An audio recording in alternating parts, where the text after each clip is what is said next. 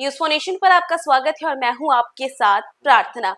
पटना के स्कूलों के लिए जारी हुआ फरमान। दरअसल पटना के कई सारे स्कूल हैं जिसको लेकर के फरमान जारी किया गया है प्रशासन के द्वारा।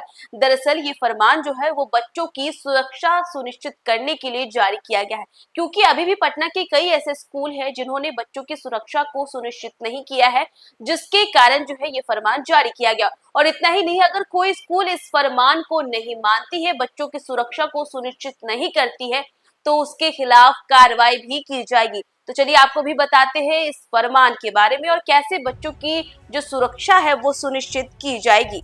पटना जिले में स्कूली बच्चों की परिवहन सुरक्षा को लेकर लापरवाही बरतने वाले विद्यालयों के खिलाफ सख्त कार्रवाई होगी। पटना जिला परिवहन कार्यालय यानी डीटीओ ने इसके पहले विद्यालय को आखिरी मौका दिया था और डीटीओ ने विगत जुलाई माह में 2000 से अधिक क्षमता वाले 1140 विद्यालयों को बाल परिवहन समिति का गठन करने और वाहन संबंधी जानकारी साझा करने के संबंध में ईमेल भेजा था, लेकिन सिर्फ 85 विद्यालय ने ही इसका जवाब भेजा। इसी के साथ शेष विद्यालयों की अनदेखी के बाद अब डीटीओ ने 1 सितंबर से कार्रवाई शुरू करने का फैसला लिया है।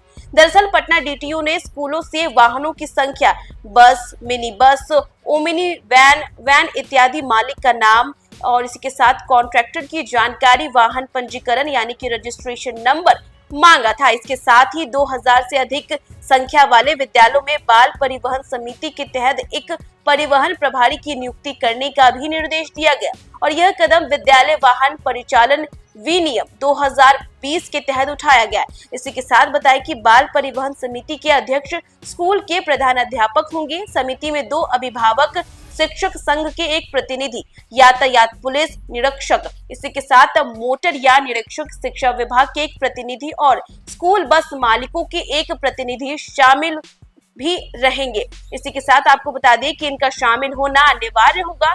स्कूल के परिवहन प्रभारी समिति के सदस्य सचिव होंगे। समिति का काम स्कूली वाहनों की मानक परिवहन व्यवस्था सुनिश्चित करना होगा, जिसके लिए हर महीने में एक बैठक भी आयोजित की जाएगी। इसी के साथ पटना डीटीओ उपेंद्र कुमार पाल ने विद्यालय को कहा कि जिन स्कूलों ने गलत ईमेल आईडी साझा किया है वो तुरंत सुधार करें। जानकारी साझा न करने वाले स्कूलों के खिलाफ सख्त कार्रवाई होगी। इसी के साथ बात करें स्कूली वाहनों के लिए मानक के बारे में, तो सरकार की ओर से स्कूल बस या अन्य स्कूली वाहनों के लिए कुछ नियम निर्धारित किए गए हैं, जिनमें वाहन स्कूल प्रबंधन प्रधानाचार्य, निदेशक या अन्य पदाधिकारी के नाम पर पंजीकृत होना चाहिए। इसी के साथ वाहन की बॉडी सुनहरे पीले रंग की हो, जिस पर स्कूल का नाम स्पष्ट अक्षरों में लिखा हो। इसके बाद आता है किराया या लीज वाले वाहनों पर ऑन स्कूल ड्यूटी लिखना अनिवार्य होगा। उसके बाद वाहन की अधिकतम गति के बारे में भी बताया गया है कि 40 किलोमीटर प्रति घंटे से अधिक जो गति है वो ना हो सके।